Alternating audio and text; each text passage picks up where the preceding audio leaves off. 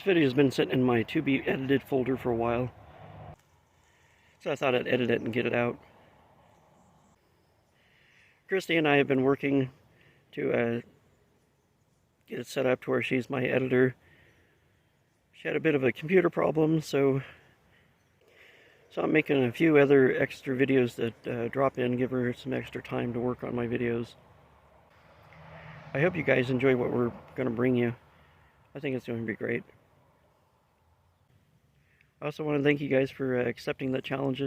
It's going to be a fun video to work on. I'm excited to work on that 300th video. If you're not sure what I'm talking about, check out that video there. Check out that video there.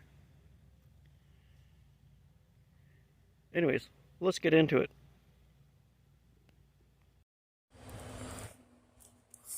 Here's a quick Barbie thing I remade. It was a CD or DVD, portable DVD player. I changed it into a Adventure Team unit of some sort. The disc is removable, which I think is pretty cool.